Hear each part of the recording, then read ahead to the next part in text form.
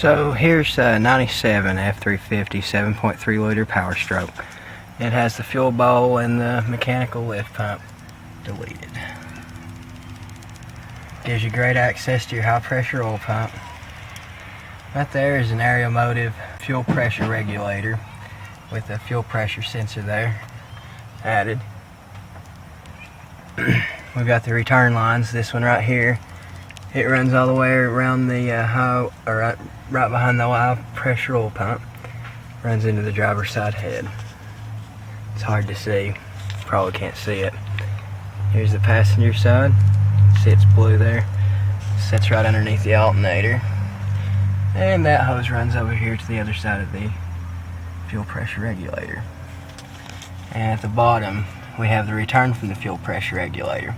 And I decided to reuse the factory steel line fuel return line to the tank. So there it is, clamped onto it. Now the one on the bottom is the return, the one on the top, that's the one that fed the engine. So what I did back here on the rear of the passenger side, I used hose all the way to a 45 degree AN6 fitting, all the way over here to my Y block. It's an AN6, and then that blue piece there, that's an AN6 to AN4, and then there at the black, that's where I put a flare fitting and an AN4 on the factory steel line and just bend it just a little bit to make it. So the hardest part of this whole thing is, you can see right here where I've got there's a brass fitting on the back of the head right there. Well, when you got to take your fuel lines off your fuel pump, that 90 degree fitting right there, let's see if I can. This 90 degree fitting right here, it won't turn because the turbo up pipe right here. When you try to turn it, it's going to bang against that. So what I did is this right here is actually the stock piece of stainless steel tube that came off the banjo bolt. I just clipped it and bent it a little. Put a new O-ring on the fitting right here. Put a new flare on it. Over here, this is the one I thought that'd be the hardest. This fitting over on the back of the nearest to the exhaust. It wasn't really that hard. I beat it up a little with the wrench, but it works just fine. And I put some loom around that hose just to keep it from wearing any spots or anything, and I've had 0 leaks. The nice thing about having this done in the top side of your engine is, well, you've got all this room here in the galley, so whenever your H-pop or your IPR has a fit on you or what have you, it's easy to deal with. I've drove over 2,000 miles already at this setup, 0 leaks and 0 problems.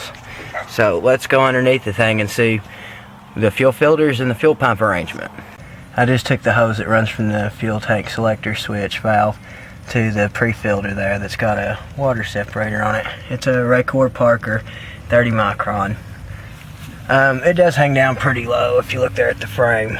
I'm going to do something about that later. I'm going to relocate it, but this is how it works for right now. I actually have it bolted to the cross member underneath the truck. I didn't want to bolt anything to the frame. And likewise here for the post filter, I took some angle iron and bolted it to another cross member to the frame and put the post filter in. And right here is the fuel pump. It's got a 1/2 inch threaded fitting on it, so I just screwed it straight into the pre-filter base, and I've had 0 problems with this. AN6 to 1/2 inch fitting there, and also don't forget fuel injector clamps. Don't use the cheap junk. Just go ahead and just go on eBay or Amazon, either one, and find yourself some fuel injector clamps. You don't want this stuff to leak wherever you have to clamp it. And here on this one I got a 45 degree angle, which that fuel line runs all the way up to the engine bay to my Y block. And yes, my truck's wet underneath because I sprayed it off a little before I got under here. It was a little dirty.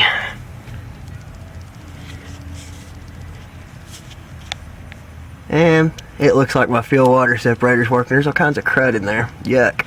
I'm going to be doing a fuel tank mod here soon, and I'll also do a video of that as well. You're probably wondering, what do you power your fuel pump with? Well, that's pretty simple.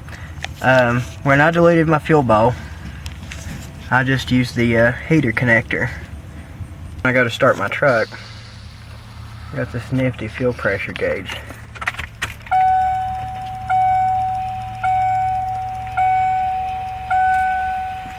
It's plenty of fuel pressure.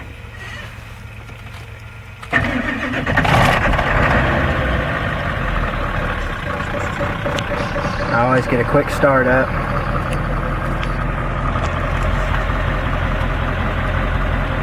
The light on my gauge really isn't flashing, that's just the way the camera sees it. I want to show you where the fuel line fittings are on the engine that's sitting out of the truck.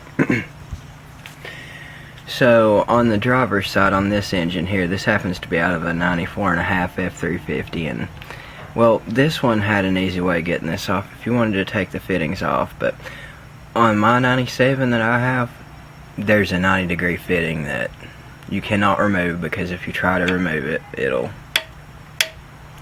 against the turbo up pop. So if you don't want to remove that on your truck, what you do is, I'm taking a piece of the original fuel line. There's the original fitting that's on it. And also remember, you'll need a new rubber seal. I've also got the part number on my ride up. And you'll want to put a sleeve and a AN4 on there and put you a nice good old flare on there. And that's actually how I have it bolted up in my truck. But anyway, either way, you'll if you try to take the 90-degree fitting out and you cut it off to unscrew it like some people do, you cannot put a 45-degree fitting on there. I want you to see that right here.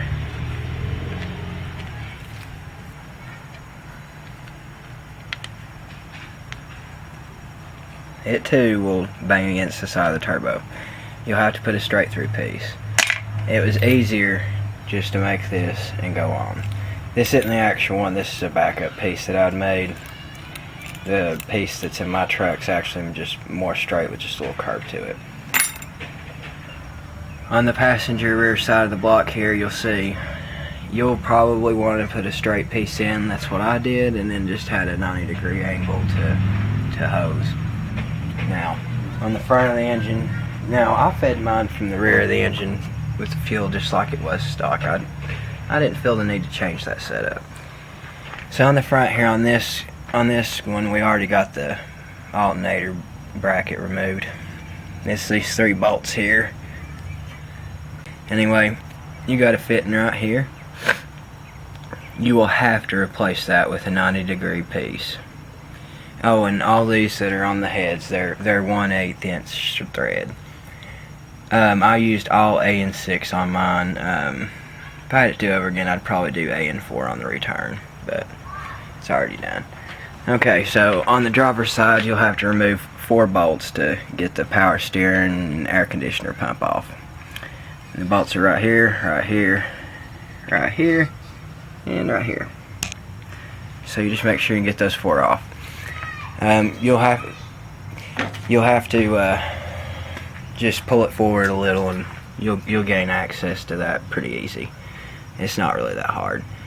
It's just time consuming to get to. Really, the worst part of the whole job really is just trying to get everything apart.